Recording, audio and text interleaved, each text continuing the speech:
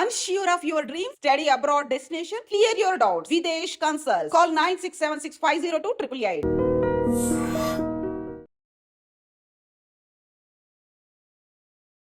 Hi guys, welcome to I dream. నేను మీ Chanakya.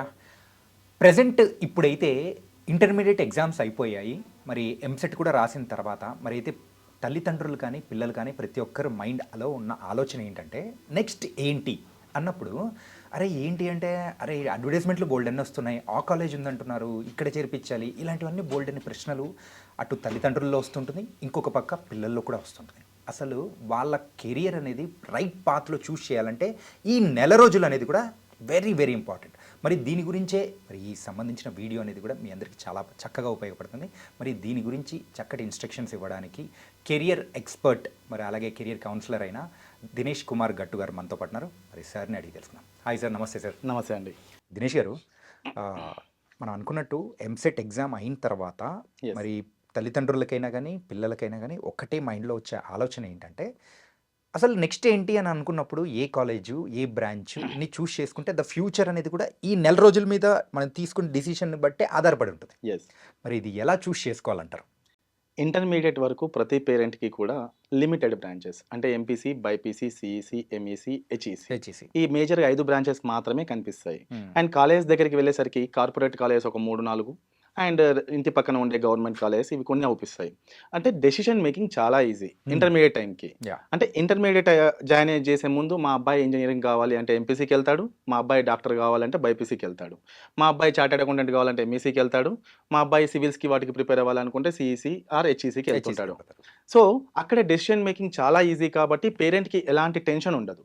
But ఎప్పుడైతే intermediate exams అయిపోతాయో student కంటే ఎక్కువ పేరెంట్ టెన్షన్ పడుతుంటాడు. అంటే తనకి ఎలాంటి కోర్స్, ఎలాంటి కాలేజ్ అందిస్తే తన లైఫ్ సెట్ అవుతుంది. చాలామంది పేరెంట్స్ ఈ నెల రోజులు ఏం చేస్తుంటారు అంటే, మా రిలేటివ్స్లో ఒక అబ్బాయి అక్కడికి జాయిన్ అయ్యాడు, తన వల్ల తనకి మంచి లైఫ్ వచ్చింది, మంచి జాబ్ వచ్చింది, నేను కూడా అక్కడికే పంపిస్తా. రైట్. కొంతమంది పేరెంట్స్ ఏం చేస్తారు, అసలు స్టూడెంట్ ఇంట్రెస్ట్, ఆసక్తి ఏందో తెలుసుకోకుండా మేము అక్కడికి పంపిస్తున్నాం, ఇక్కడికి పంపిస్తున్నాం అని అంటుంటారు తప్ప ఫస్ట్ తెలుసుకోవాల్సింది స్టూడెంట్ యొక్క ఆసక్తి ఏంటి, తను ఎందుకు ఆ గ్రూప్ చూస్ చేసుకోవాలనుకుంటున్నాడు. బ్లైండ్గా ఒకరు చూస్ చేసుకున్నారని మనం పంపించడం కరెక్ట్ కాదండి. దేశంలో దాదాపు 15 లక్షల పైన ఇంజనీరింగ్ స్టూడెంట్స్ జాయిన్ అవుతుంటారు ఎవ్రీ ఇయర్. తెలంగాణలో 1,20,000 పైన స్టూడెంట్స్ జాయిన్ అవుతున్నారు ప్రతి సంవత్సరం. కానీ as per ASSOCHAM and NASSCOM surveys ప్రకారము ఈ 1,20,000 మందిలో కేవలం 10-15% మంది మాత్రమే టాప్ ఎంఎన్సీ కంపెనీస్లో రిక్రూట్ అవుతున్నారు. అంటే ఆ పర్సంటేజ్ చూసుకున్నా కానీ చాలా తక్కువ ఉంటుంది సార్. ఎస్, ఆ పర్సంటేజ్ చాలా, అంటే 10-15%. కానీ ఇలాంటి సందర్భంలో మీ అబ్బాయి కూడా ఆ 10-15% ఉండాలి అనుకుంటే ఈ నెల రోజులు మీరు కరెక్ట్గా యూటిలైజ్ చేసుకోవాలి. ఎలా యూటిలైజ్ చేసుకోవాలి?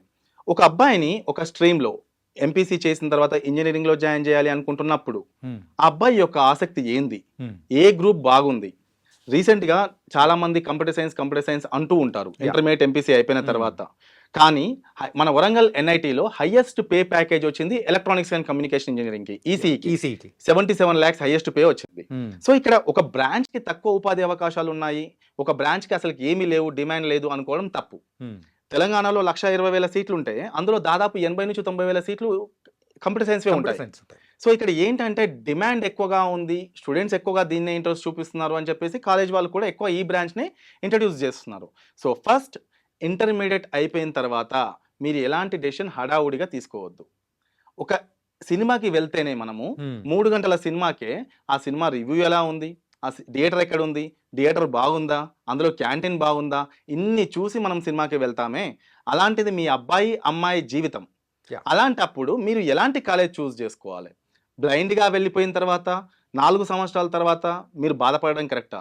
రీసెంట్గా ఒక పేరెంట్తో నేను మాట్లాడుతున్నప్పుడు తను చెప్పింది ఏంటంటే, సార్ మా అబ్బాయి ఇంటర్మీడియట్ వరకు టాపర్ సార్, మంచి స్టూడెంట్, కానీ ఇంజనీరింగ్ అయిపోయిన తర్వాత క్యాంపస్ ప్లేస్మెంట్స్లో సెలెక్ట్ అవ్వలేదు. పోనీ సార్ క్యాంపస్లో ఏమైనా ప్లేస్మెంట్స్ రాలేదా? వచ్చాయి, కానీ అబ్బాయి సెలెక్ట్ అవ్వలేదు. అసలు మీ అబ్బాయికి ఇంట్రెస్ట్ ఉందా, ఇంజనీరింగ్ చదవడం ఇంట్రెస్ట్ ఉందా? మేమే ఫోర్స్ఫుల్గా జాయిన్ చేసినాం సార్.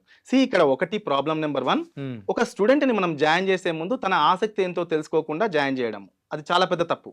కానీ ఇక్కడ మెయిన్గా తల్లిదండ్రులు అరే వీడు ఎంపీసీ చేశాడు direct straight to engineering, yes BiPC చేశాడు, ఓకే ఇంకా ఎంసెట్ రాసేశారు, సీట్ వస్తే ఓకే, లేకపోతే మరి లైఫ్ సైన్సెస్ అని చెప్పేసి హెల్త్ సైన్సెస్ అని చెప్పేసి దాని ప్రకారం అట్లా పంపించేస్తూ ఉంటారు. ఎస్ అంటే ముందుగానే అంటే వాళ్ళ అభిరుచి ఏంటో అంటే కనుక్కోకముందే వీళ్ళు అనేది తోసేస్తూ ఉన్నారు. ఇది ఎంతవరకు కరెక్ట్ అసలు? సార్ మీరు తోసేయండి, ఒక అబ్బాయిని తీసుకెళ్లేసి ఇంజనీరింగ్ జాయిన్ చేయండి, ఫోర్సబుల్గా జాయిన్ చేశారు, గుడ్, పర్లేదు, ఎందుకంటే అబ్బాయికి డెసిషన్ మేకింగ్ తెలియదు కాబట్టి. ఓకే. కానీ ఆ సందర్భంలో మీరు ఎలాంటి కాలేజ్ అతనికి ఇస్తున్నారు, ఎలాంటి బ్రాంచ్ అతనికి చూస్ చేస్తున్నారు? ఒక ఇంజనీరింగ్ కాలేజ్ అనగానే జస్ట్ చాలా ప్రాతిపదిక ఉందండి. ఇంజనీరింగ్ కాలేజ్ సెలెక్ట్ చేసుకునే క్రమంలో ఆ కాలేజ్కి ఎన్ఆర్ఎఫ్ ర్యాంక్ ఉందా, ఆ కాలేజ్కి న్యాక్ అక్రిడేషన్ ఉందా, ఆ కాలేజ్కి ఎన్బిఏ అక్రిడేషన్ ఉందా, ఆ కాలేజ్లో క్యాంపస్ ప్లేస్మెంట్స్ ఏ విధంగా జరుగుతున్నాయి, ఆ కాలేజ్ ఇన్ఫ్రాస్ట్రక్చర్ ఏ విధంగా ఉంది, ఫ్యాకల్టీ ఎలా ఉన్నారు, ఇవన్నీ తెలుసుకొని మీరు జాయిన్ చేసే ప్రాబ్లం లేదు. బట్ మనం బ్లైండ్గా తీసుకెళ్లి జాయిన్ చేసినప్పుడు ఇలాంటి ప్రాబ్లమ్స్ వస్తాయి. ఓకే. సో విద్యార్థికి ఎలాంటి నాలెడ్జ్ లేనప్పుడు తనకు అవేర్నెస్ క్రియేట్ చేయాల్సిన బాధ్యత మీది. ఓకే. ఈ నెల రోజులు మీరు ఎలా యూటిలైజ్ చేసుకోవాలి? ఒక ఇంజనీరింగ్ కాలేజ్ తీసుకెళ్ళండి, అక్కడ ఎలా ఫెసిలిటీస్ ఉన్నాయో చూడండి. ఇంకొక కాలేజ్కి వెళ్ళండి, అక్కడ ఎలా ఫెసిలిటీస్ ఉన్నాయో చూడండి. ఆ కాలేజ్కి ఉన్న ర్యాంకింగ్స్ ఏందో తెలుసుకోండి. అక్కడ ఉన్న ఫ్యాకల్టీతో అబ్బాయితో మాట్లాడించండి. ఆ ఇంటరాక్షన్ చాలా ఇంపార్టెంట్. ఎందుకంటే అక్కడ ఉన్న ప్రొఫెసర్ మీ అబ్బాయి ఇంజనీరింగ్లో జాయిన్ అవ్వే ముందు ఈ 4 సంవత్సరాలు ఎలాంటి సబ్జెక్ట్స్ చదివే అవకాశం ఉంటుంది, ఓకే, ఇవన్నీ పూర్తిగా తెలియజేస్తాడు. ఫర్ ఎగ్జాంపుల్ ఒక స్టూడెంట్కి ఫిజిక్స్ అంటే బీభత్సమైన భయం, అసలుకి ఫిజిక్స్ అంటేనే భయపడతాడు. అలాంటి స్టూడెంట్ని మీరు తీసుకెళ్లేసి ఎలక్ట్రికల్ ఇంజనీరింగ్లో జాయిన్ చేస్తే తను సక్సెస్ అవుతాడా? లేదు. మీరేదో గవర్నమెంట్ ఎంప్లాయీ, మా అబ్బాయిని ఎలక్ట్రికల్ ఇంజనీరింగ్ జాయిన్ చేస్తే ఏ ట్రాన్స్కోలో జెన్కోలో జాబ్ వస్తుంది, మీరు ఫోర్సబుల్గా జాయిన్ చేస్తారు. అసలు ఆ అబ్బాయికి ఫిజిక్స్ అంటేనే భయము. అలాంటప్పుడు తను లైఫ్లో ఎలా సక్సెస్ అవుతాడు? జనరేషన్స్ మారుతూ ఉన్నాయి, టెక్నాలజీ మారుతూ ఉంది, చాలా గ్రూప్స్ వచ్చాయి. ఒక ఇంజనీరింగ్లోనే 100కి పైగా స్పెషలైజేషన్స్ ఉన్నాయి. అందులో తెలంగాణలో ఉన్న కాలేజ్ దాదాపు 45-50 బ్రాంచెస్ ఆఫర్ చేస్తున్నాయి. ఇలాంటి సందర్భంలో ఫస్ట్ తనకి ఇంజనీరింగ్ కాలేజీల మీద పూర్తి అవగాహన, బ్రాంచ్ల మీద పూర్తి అవగాహన కల్పించిన తర్వాత నిజంగా పర్సన్కి ఇంట్రెస్ట్ ఉంటే సజెస్ట్ చేయండి. అసలు ఆ అబ్బాయికి ఇంజనీరింగ్ అంటే ఇష్టం లేనప్పుడు ఇంకా చాలా కోర్సెస్ అవైలబుల్ ఉన్నాయి. ఇంజనీరింగ్కి పోటీగా బీబీఏ ఉంది, బ్యాచులర్ ఆఫ్ సైన్స్ బిఎస్ ఉంది, యానిమేషన్ గేమింగ్ ఉంది, మీడియా ఎంటర్టైన్మెంట్ ఈ డిపార్ట్మెంట్కి వెళ్ళిపోవచ్చు, హోటల్ మేనేజ్మెంట్ క్యాటరింగ్ టెక్నాలజీకి వెళ్ళొచ్చు, హాస్పిటాలిటీ టూరిజంకి వెళ్ళొచ్చు, లా సైడ్ వెళ్ళొచ్చు. ఇలా 100 కోర్సెస్ ఉన్నాయి. సో ఫస్ట్ స్టూడెంట్ ఆసక్తి ఏందో తెలుసుకోండి. అది చదివితేనే జాబ్ వస్తుంది అనుకోవడం చాలా తప్పు. ఎందుకు చెప్తున్నాను అంటే 1,20,000 మంది స్టూడెంట్స్లో హార్డ్లీ జాబ్ చేసే వాళ్ళు కేవలం 15-20 మంది మాత్రమే. రిమైనింగ్ వాళ్ళు జాబ్ చేస్తున్నారు, వాళ్ళకి సంబంధం లేని ఇర్రిలవెంట్ ఏదో ఒక జాబ్ చేస్తున్నారు. నిజంగా ఒక బీటెక్ గ్రాడ్యుయేట్ చేయాల్సింది ఒక టాప్ ఎంఎన్సీ సాఫ్ట్వేర్ కంపెనీస్లో ప్రోగ్రామింగ్ సైడ్ కానీ సాఫ్ట్వేర్ ఇంజనీర్గా కానీ చేయాలి. కానీ చాలామంది టెక్ సపోర్ట్లో, వాయిస్ బేస్లో, లేకపోతే కాల్ సెంటర్స్లో జాబ్ చేస్తున్నారు. దానికి ఏ డిగ్రీ అయినా ఎలిజిబిలిటీ కదా, మీరు బీటెక్ చేసే వెళ్ళాలి అక్కడికి. అయితే ఒక 4 సంవత్సరాల బీటెక్లో జాయిన్ అయ్యే ముందు తీసుకోవాల్సిన జాగ్రత్తల్లో ముఖ్యంగా అది ఏ కాలేజ్ ఎలా ఉంది. ఓకే, ఏదైనా సరే ఇంజనీరింగ్ కాలేజే, అలా అని మీరు వెళ్ళొద్దు. మీ అబ్బాయి 4 సంవత్సరాల తర్వాత ఒక సక్సెస్ఫుల్ కెరీర్ స్టార్ట్ చేయాలి అనుకుంటే ఈరోజు మీరు అతనికి ఎలాంటి కాలేజ్ అందిస్తున్నారో అది చాలా ఇంపార్టెంట్. ఈ నెల రోజులు మీరు పూర్తిగా దానిపైనే ఒక స్టడీ చేసేసి ఏ కాలేజ్కి వెళ్తే లైఫ్ బాగుంటుంది, ఆ కాలేజ్కి ఉన్న అక్రిడేషన్స్ ర్యాంకింగ్స్ ఏంది. దేశంలో చాలా కాలేజెస్ అండి, ఒక పర్సన్కి 96-97% ఇంటర్మీడియట్లో వస్తుంది. బట్ ఆ స్టూడెంట్ తెలంగాణలో కానీ ఇంకెక్కడైనా కానీ ఫినాన్షియల్ ప్రాబ్లమ్స్తో కానీ ఇంకేదైనా ప్రాబ్లమ్స్తో కానీ ఏదో ఒక నార్మల్ కాలేజ్లో జాయిన్ అయిపోతున్నాడు. అదే స్టూడెంట్ దేశంలో ఉన్న అన్ని ఇంజనీరింగ్ కాలేజీల మీద అవగాహన ఏర్పరచుకుంటే కొన్ని నేషనల్ లెవెల్లో టాప్ ఇన్స్టిట్యూట్స్ అంటే సిఎస్ఆర్ కార్పొరేట్ సోషల్ రెస్పాన్సిబిలిటీ కింద వాళ్ళు ఏం చేస్తున్నారు, ఫ్రీ ఎడ్యుకేషన్ ప్రొవైడ్ చేస్తున్నారు. ఇది నిజంగా ఇలా ఉందా సార్? చాలా కాలేజెస్ ఉన్నాయి, చాలా యూనివర్సిటీస్ ఉన్నాయి. 97-98% వచ్చిన వాళ్ళకి ఫ్రీ ఎడ్యుకేషన్ ఇస్తున్నారు. అదేందో మనం తెలుసుకోవాలి. ఎగ్జాంపుల్ మన కంచి కామకోటి పీఠం వాళ్ళది కూడా యూనివర్సిటీ ఉంది. ఇవి అన్నీ కూడా మనకి సిఎస్ఆర్ ఫండ్స్ కింద నడుస్తున్నప్పుడు అలాంటి యూనివర్సిటీస్ నార్మల్ కాలేజీలతో కంపేర్ చేస్తే చాలా టాప్, చాలా బెటర్, మంచి ర్యాంక్డ్. అలాంటి యూనివర్సిటీస్ అవేర్నెస్ లేక తెలుసుకోక వీళ్ళెవరు కూడా అక్కడ దాకా వెళ్ళట్లే. సో ఫస్ట్ జాయిన్ అయ్యే ముందు మీరు యూనివర్సిటీ కానీ కాలేజ్ కానీ ఎలా ఉంది, ప్రీవియస్ ట్రాక్ రికార్డ్ ఏముంది, ప్లేస్మెంట్స్ ఎలా ఉన్నాయి, ఫ్యాకల్టీ ఎలా ఉన్నారు, ఇవన్నీ తెలుసుకుంటే కానీ మీ అబ్బాయికి ఒక మంచి కాలేజ్ ఇచ్చిన పేరు మీకు ఉంటుంది. 4 years తర్వాత ఎలాంటి జాబ్ రాలేదు అని బాధపడకుండా ఇప్పుడే ఒక కరెక్ట్ డెసిషన్ తీసుకుంటే ఆఫ్టర్ 4 years తన లైఫ్ సెట్ అవుతుంది. మ్యాక్సిమము ఈ అయిపోయిన తర్వాత ఇంటర్మీడియట్ అయిన తర్వాత పిల్లలైనా కానీ ఏంటంటే వచ్చే స్టూడెంట్స్ కూడా మాక్సిమం ఎంపీసీలో చేసిన వాళ్ళు ఇంజినీరింగ్ వైపే వెళ్ళిపోతున్నారు. ఎస్ ఇంజినీరింగే ఎందుకు? దాని బదులు డిగ్రీలోకి వెళ్ళినా కానీ వేరే వేరే సెక్టార్స్‌లో ఉన్న దానిలలో కూడా మంచి మంచి కోర్సెస్ అనేది కూడా ఆఫర్ చేస్తున్నారు. ఎస్ ఆ స్టాటిస్టిక్స్ అనేది కూడా మనం ఇంతకుముందు ప్రీవియస్‌గా డిస్కస్ చేసుకునేటప్పుడు మీరు చెప్పారు. ఎస్ వింటూ ఉంటే నాకు కూడా షాక్ అనిపిస్తుంది. అంటే బీటెక్ చేస్తేనే ఆ వాల్యూ ఏమైనా వస్తుందా? సరే, ఇక్కడ బీటెక్ తెలంగాణలో ఎస్పెషల్లీ ఎక్కువ మంది చూస్ చేసుకోవడానికి రీజన్ నెంబర్ 1, హ్మ్. 2,34,000 మంది ఎంపీసీ స్టూడెంట్స్ ఉంటే 1,70,000 మంది ఇంటర్మీడియట్ పాస్ అయ్యారు. అంటే అప్రాక్సిమేట్లీ ఒక 70% దానికి వెళ్ళిపోతున్నారు. ఈ 1,70,000 మంది పాస్ అయ్యారు. సరే, మనం 2,34,000 మందిని తీసుకుందాం, కన్సిడర్ చేద్దాం. Okay. ఎందుకంటే సప్లిమెంటరీలో కూడా కొంతమంది పాస్ అవుతారు కాబట్టి 2,34,000 ఫైనల్ ఫిగర్ హ్మ్. MPC students. ఈ ఎంపీసీ స్టూడెంట్స్ ఇంజనీరింగ్ సైడ్ ఎక్కువగా వెళ్ళడానికి రీజన్ ఏంటంటే, వీళ్ళు ఎప్పుడైతే ఇంటర్మీడియట్ చదువుతున్నారో ఆ సమయంలోనే చాలా యూనివర్సిటీస్, కాలేజెస్ వాళ్ళ ఇంటర్మీడియట్ కాలేజ్కి వెళ్ళి ప్రెజెంటేషన్స్ ఇస్తుంటారు. హ్మ్. అంటే వాళ్ళకి అప్పుడే ఏం తెలియనప్పుడే ఇంజనీరింగ్ అనేది ఒకటి బ్రెయిన్లో పెట్టేస్తారు. హ్మ్. అంతెందుకండి, 8th 9th చదువుతున్నప్పుడు ఐఐటి ఫౌండేషన్ అని చెప్పేసి ఇంజనీరింగ్ అనేది ఒక బ్రెయిన్లో పెట్టేస్తాము. యాహ్!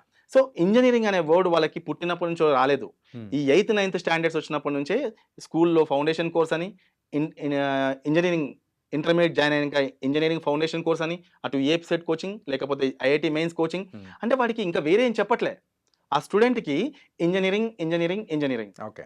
ఫౌండేషన్ కోర్స్ అదే, ఎంట్రన్స్ ఎగ్జామ్ అదే, వచ్చే యూనివర్సిటీస్ ఎక్స్ప్లెనేషన్ అదే, అన్నీ అవే జరుగుతూ ఉన్నప్పుడు హ్మ్. ఆ స్టూడెంట్కి వేరే కోర్సెస్ గురించి అవేర్నెస్ లేనప్పుడు ఇంకా తను వేరే డెసిషన్ ఎలా తీసుకుంటాడు? ఈవెన్ అందులో ఉన్న పేరెంట్స్ అయినా కానీ వాళ్ళ ఒక అంటే ప్రోత్సాహం అనేది కూడా ఉంటుంది కదా డిఫరెంట్. ఎస్, ప్రోత్సాహం ఉంటుంది. Hmm. ఇక్కడ ఇంజనీరింగ్ జాయిన్ చేస్తే ఏముంటుంది? Hmm. See majority of universities, college advertisement చేసేవన్నీ కూడా engineering colleges. Right. Highest pay package 70 lakhs, 1 crore ఇలాంటివి వచ్చేది ఇంజనీరింగ్ కాలేజ్లోనే. కానీ పేరెంట్ గుర్తుంచుకోవాల్సిన విషయం ఏంటంటే, అవుట్ ఆఫ్ 100%లో 1 or 2%కి మాత్రమే అలాంటి శాలరీస్ అవుపిస్తాయి.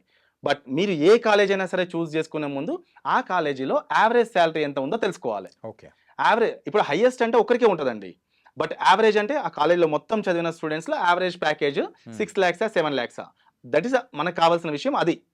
ఈ 6 లక్షలు 7 లక్షలు మీరు ఏ ఫీల్డ్కి వెళ్ళినా వస్తుంది. ఆ ఫీల్డ్కే వెళ్ళాల్సిన అవసరం లేదు. ఇంజనీరింగ్ కాలేజ్లో కూడా ప్లేస్మెంట్స్ లేక చాలా మంది ఇబ్బంది పడుతున్న కాలేజీలు ఉన్నాయి, స్టూడెంట్స్ ఉన్నారు. ఇక్కడ మీరు ఇంజనీరింగ్ చూస్ చేసుకునే క్రమంలో మంచి డెసిషనే, కాదు అని ఎవరు అనట్లే. బట్ ఆ సమయంలో మీ ఆసక్తి ఇంపార్టెంట్.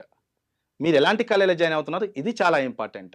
అంటే స్టూడెంట్స్ అంటే పిల్లల యొక్క అభిరుచిని దానికి తగ్గట్టు కూడా పేరెంట్స్ వాళ్ళకి ఆ స్వాతంత్రం అనేది కూడా ఇవ్వాలి అంటారా? 100%. స్టూడెంట్కి ఎందుకు ఫ్రీడమ్ ఇవ్వాలి ఒక డెసిషన్ మేకింగ్లో? ఈ జనరేషన్లో అంత ఈజీగా ఎవరు కూడా బ్లైండ్గా ఎవరు డెసిషన్ తీసుకోవట్లేదు, స్టూడెంట్స్ కూడా. ఓకే. బట్ స్టూడెంట్కి మనం ఎందుకు ఫ్రీడమ్ ఇవ్వాలి అంటే, తనకి ఇంతకుముందు మీకు చెప్పాను, ఫిజిక్స్ అంటే తనకి ఇష్టమే లేదు, భయం. అలాంటి స్టూడెంట్ని ఎలక్ట్రికల్ ఇంజనీరింగో ఎలక్ట్రానిక్సో ఇంకేదో జాయిన్ చేస్తే తను పాస్ అవుతాడా? సక్సెస్ అవుతాడా? కష్టం. అలాంటి స్టూడెంట్కి తన ఇంట్రెస్ట్ ఏందో తెలుసుకునే అవకాశం మనం ఇవ్వాలి. సరే, కొంతమంది స్టూడెంట్స్ ఏం లేకున్నా ఒక స్టూడెంట్ ఉంటాడు, సార్ నాకు కార్లు అంటే బాగా ఇష్టం, నేను ఆటోమొబైల్ ఇంజనీరింగ్ వెళ్తా అంటాడు. ఒక స్టూడెంట్, ఒక పేరెంట్ ఏమంటాడు, సార్ మా అబ్బాయి మొబైల్లో ఏ చిన్న ప్రాబ్లం వచ్చినా వెంటనే ఇట్లా సాల్వ్ చేసేస్తాడు, మా అబ్బాయిని సాఫ్ట్వేర్ ఇంజనీర్ చేసేస్తా. డెసిషన్ మేకింగ్కి ఇవి కాదండి పారామీటర్స్. సో తను ఏం చదవాలనుకుంటున్నాడు ఆ సిలబస్ ఒకసారి చూయించుకోండి, ఆ కాలేజీకి వెళ్ళి ఒకసారి చదివి అక్కడ ఉన్న ఫ్యాకల్టీతో మాట్లాడించండి, అప్పుడే తనకు వస్తుంది. తనకు ఆ నాలెడ్జ్ ఎప్పుడు వస్తుంది? ఒక ఇంజనీరింగ్ కాలేజ్ ఎన్విరాన్మెంట్లో చూసినప్పుడు, ఆల్రెడీ ఇంజనీరింగ్ చదువుతున్న విద్యార్థితో మాట్లాడినప్పుడు, ఇంజనీరింగ్ కాలేజ్లో ఫ్యాకల్టీతో మాట్లాడినప్పుడు, మనం తీసుకునే కోర్స్కి ఫ్యూచర్ స్కోప్ ఏముంది, ఆ కాలేజ్ మన కెరీర్ని ఎక్స్ప్లోర్ చేయడానికి ఎలా ఉపయోగపడుతుంది, ఇవన్నీ మనం తెలుసుకోవాలి. సో ఇంజనీరింగ్ అనగానే బ్లైండ్గా వెళ్ళిపోయి ఒక కాలేజీలో జాయిన్ అయిపోయిన తర్వాత 1,20,000 మందిలో సెట్ అయ్యేది 20,000 మంది, మిగతా 1,00,000 మంది ఏం చేస్తున్నారో వాళ్ళకి తెలియదు. ఆ 1,00,000 మందిలో ఉందామా 20,000 మందిలో ఉందామా అనే డెసిషన్ తీసుకోవడానికి ఈ నెల రోజులు మీరు కరెక్ట్గా యూటిలైజ్ చేసుకోండి.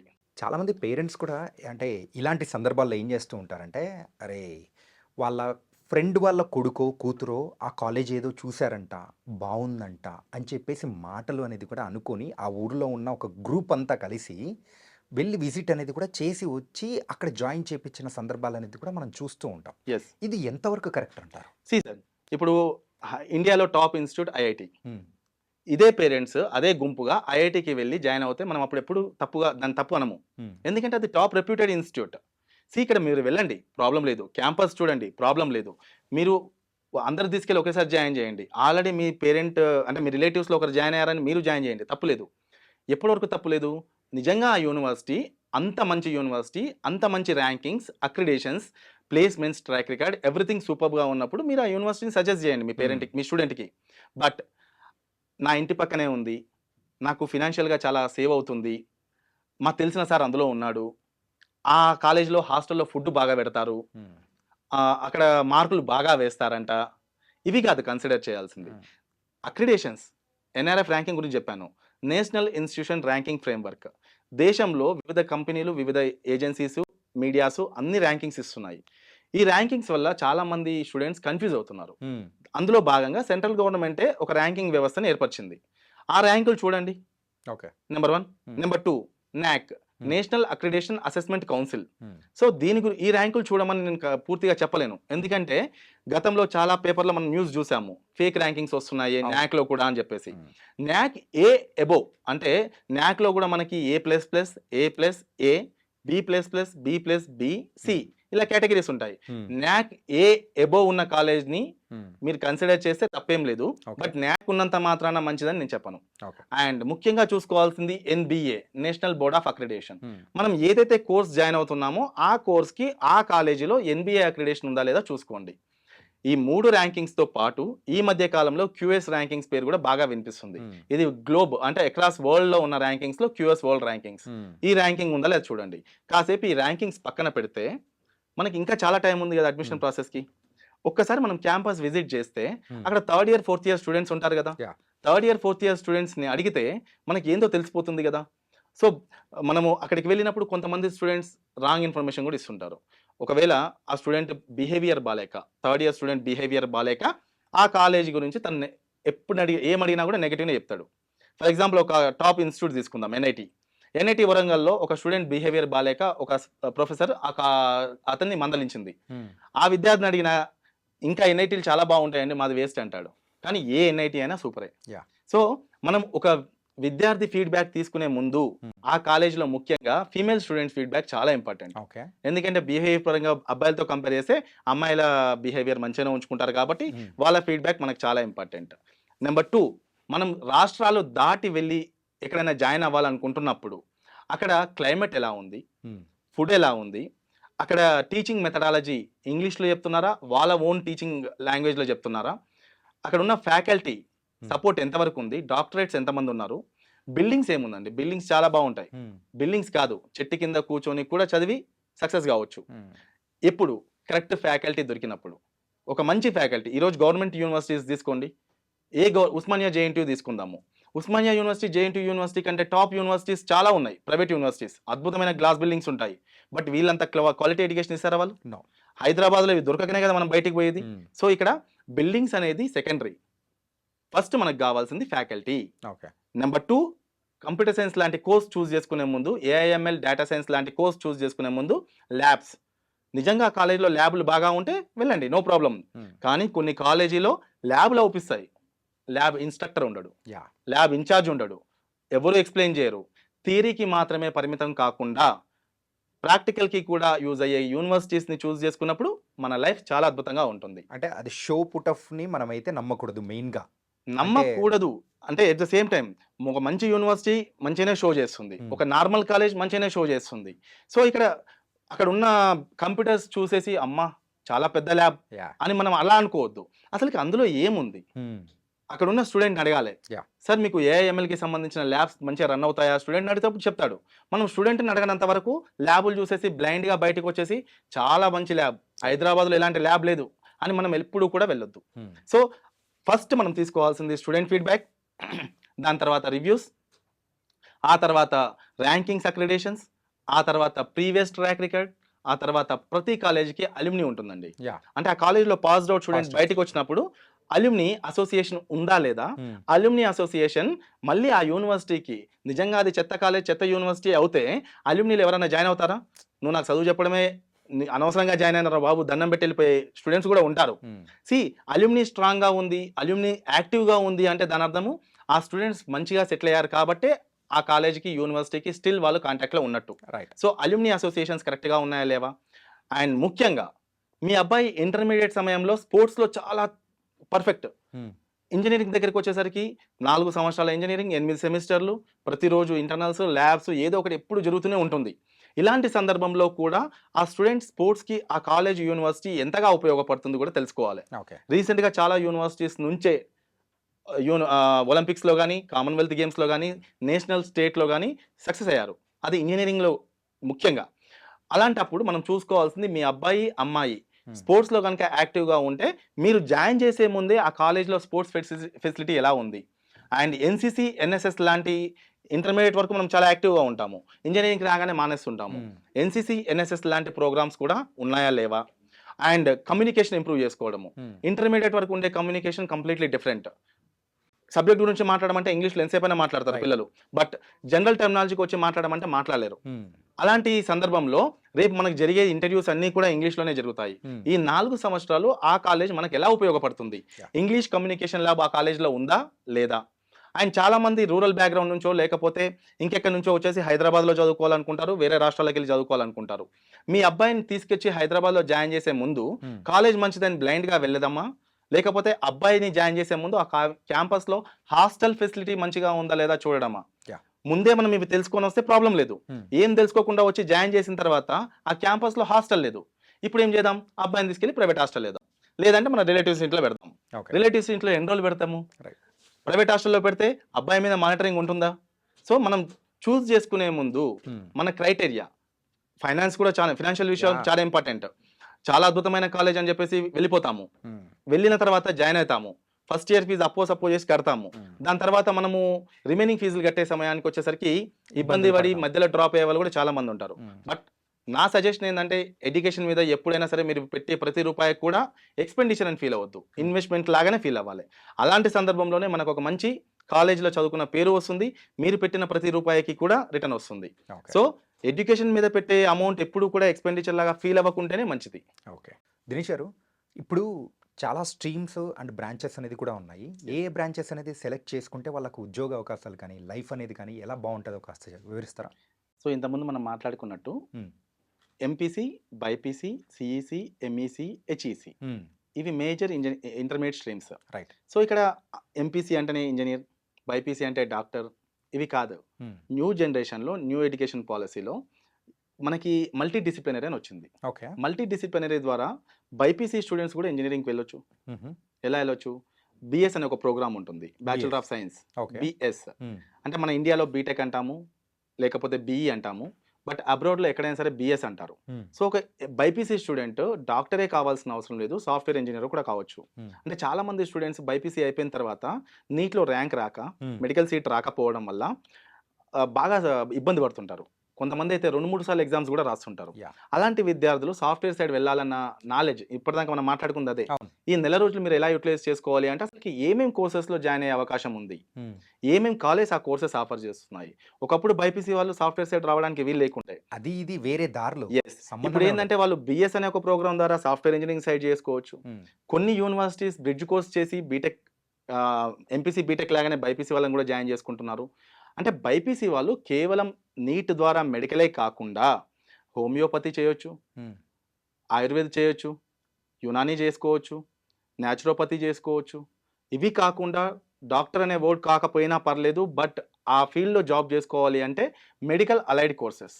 మెడికల్ అలైడ్ ఏంటంటే ఇప్పుడు మెడికల్ డాక్టర్కి ఎంత ఉంటుందో వీళ్ళకి కూడా అంతే వర్క్ ఉంటుంది, బట్ పేరుకి డాక్టర్ కాదు, బట్ మంచి శాలరీస్ వస్తాయి. ఇందులో కార్డియోవాస్కులర్ టెక్నాలజీ కావచ్చు, డయాబెటిక్స్ టెక్నాలజీ కావచ్చు, ఆపరేషన్ థియేటర్ టెక్నాలజీ కావచ్చు, అనస్థీషియా కావచ్చు, ఫిజియోథెరపీ కావచ్చు, ఇలా చాలా కోర్సెస్ దగ్గర 100కి పైగా మెడికల్ అలైడ్ కోర్సెస్ మనకి అవైలబుల్ ఉన్నాయి ఇండియాలో. ఓకే. సో ఈ అవేర్నెస్ లేక వీళ్ళు ఆ కోర్సెస్ వెళ్తలేరు. అంటే ఒక మంచి స్టూడెంట్, బైపీసీ స్టూడెంట్, నీట్లో ర్యాంక్ రాలేదు, సీట్ రాలేదు, వెళ్ళిపోయి తను ఏం చేస్తున్నాడు, బ్లైండ్గా డిగ్రీ చేస్తున్నాడు. ఓకే, పర్లేదు, చేయడం తప్పు ఏం కాదు, బట్ డిగ్రీ కంటే బెటర్ అవకాశాలు ఉన్న కోర్సెస్ చాలా ఉన్నాయి. ఈ ఇన్ఫర్మేషన్ తెలియకనే వీళ్ళు వాళ్ళ అంత మంచి స్టూడెంట్ కూడా ఒక నార్మల్ కాలేజ్లో నార్మల్ కోర్సులో జాయిన్ అయిపోయి దేశానికి ఒక మంచి విద్యార్థి మిస్ అవుతున్నాడు. సో ఫస్ట్ చెప్పాలంటే వాళ్ళకు only doctor or B pharmacy yes ఈ రెండే తప్ప మాక్సిమం వేరే కూడా తెలియదు. తెలియదు అసలు. ఎస్ ఇప్పుడు బైపీసీ స్టూడెంట్ సాఫ్ట్వేర్ సైడ్ వెళ్ళొచ్చు, బీబీఏ చేసి అడ్మినిస్ట్రేషన్ సైడ్ వెళ్ళొచ్చు, రైట్. ఫార్మసీ చేసి ఫార్మసిస్ట్ కావచ్చు, మెడికల్ అలైడ్ కోర్సెస్ చేసి హాస్పిటల్లో జాబ్ చేసుకోవచ్చు, ఎల్ఎల్బి చేసి లాయర్ కావచ్చు, అండ్ ఐపీ మ్యాట్ రాసేసి టాప్ ఐఐఎమ్స్లో బీబీఏ చేసుకోవచ్చు, గేమింగ్ యానిమేషన్ ఇన్స్టిట్యూట్లో జాయిన్ అయిపోయి తన క్రియేటివిటీని ఉపయోగించి తను కూడా మంచి ఎంఎన్సీస్లో డిజైన్ సైడ్ వెళ్ళిపోవచ్చు. బట్ ఇక్కడ ఏంటంటే వీళ్ళకి అవేర్నెస్ లేక ఈ కోర్స్ చేస్తే ఇవే చేయాలి, ఇంతకు మించి ఏం లేదు అని అనుకుంటున్నారు. ఫస్ట్ ఒక హైయర్ ఎడ్యుకేషన్లో డిగ్రీ అంటే ఇంటర్మీడియట్ అయిపోయిన తర్వాత గ్రాడ్యుయేషన్కి వెళ్ళే ముందు ఏమేం కోర్సెస్ ఉన్నాయో పూర్తిగా తెలుసుకోండి ఫస్ట్. ఓకే. ఆ అవేర్నెస్ లేకనే చాలా మంది ఇబ్బంది పడుతున్నారు. ఇప్పుడు ఎంఈసీ చేసిన విద్యార్థి చార్టెడ్ అకౌంటెంట్ కావచ్చు, Yeah. బట్ చార్టెడ్ అకౌంటెంట్ అంటే భయపడతారు. బట్ సేమ్ ఎంఈసీ చేసిన విద్యార్థి బిఎస్ ప్రోగ్రామ్ చేసి సాఫ్ట్వేర్ సైడ్ వెళ్ళిపోవచ్చు, ఓకే. ఈసీ చేసిన విద్యార్థి కూడా వెళ్ళొచ్చు. ఇప్పుడున్న పరిస్థితుల్లో ఫినాన్షియల్ టెక్నికల్ కోర్సెస్ చాలా వస్తున్నాయి. అంటే వీళ్ళు కేవలం ఇవే కోర్సెస్ చేయాలని ఎక్కడా లేదండి. ఈవెన్ మన తెలంగాణలో కూడా బ్యాచులర్ ఆఫ్ ఆర్ట్స్ బిఏలో కూడా ఆర్టిఫిషియల్ ఇంటెలిజెన్స్ ఇంట్రడ్యూస్ చేస్తున్నారు. అంటే ఆర్టిఫిషియల్ ఇంటెలిజెన్స్ అనేది కేవలం సాఫ్ట్వేర్కి సంబంధించింది కాదు, అది ఏ రంగానికైనా సరే ఆర్టిఫిషియల్ ఇంటెలిజెన్స్ అవసరము. అలాంటప్పుడు మనం ఏ కోర్స్ చేసినా కూడా మార్కెట్కి అనుకూలంగా మారుతున్న కాలానికి అనుగుణంగా ఆ కోర్స్ని మనం జాయిన్ అవుతున్నామా లేదా తెలుసుకుంటే చాలా బాగుంటుంది.